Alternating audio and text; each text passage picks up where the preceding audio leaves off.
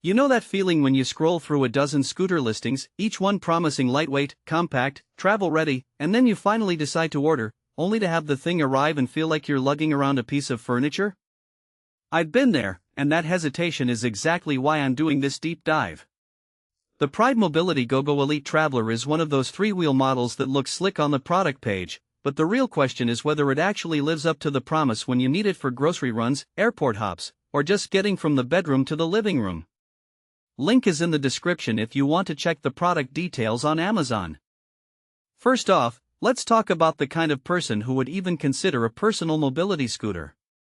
Usually it's someone who needs a little extra support getting around larger homes, senior living communities, or perhaps a college campus where distances add up.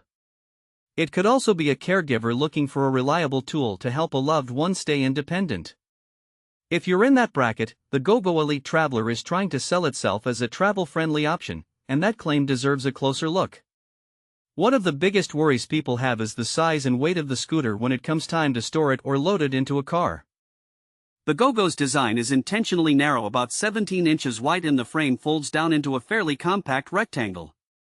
I've seen a few videos where the owner takes it out of the trunk of a midsize SUV in under a minute.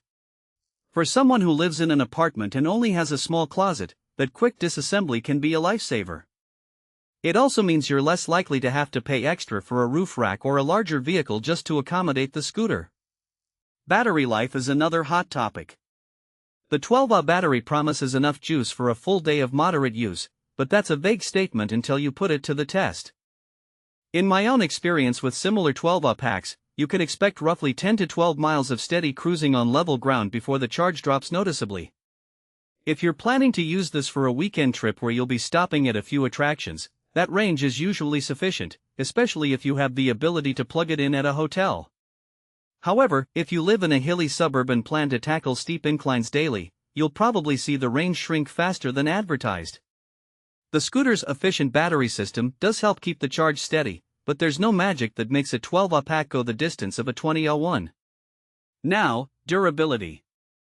Pride Mobility markets this as an FDA Class I medical device, which tells you that it's been vetted for safety and basic performance standards. That classification also means the company had to meet certain reliability thresholds, and the scooter has undergone enhanced durability testing. In plain English, the frame should hold up to everyday bumps whether you're navigating a gravel driveway or a busy shopping aisle. Users have reported that the steel chassis feels solid, and the three-wheel layout gives it a stable feel when turning at low speeds.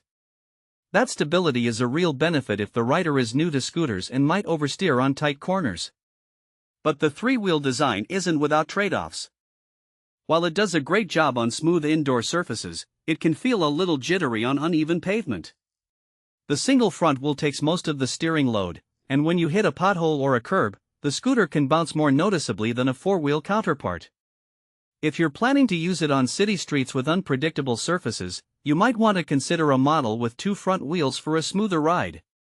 Comfort-wise, the seat dimensions 17 inches square provide enough room for most adults, but they're not plush. The cushion is firm, which is good for short trips but could become uncomfortable over a half-day outing.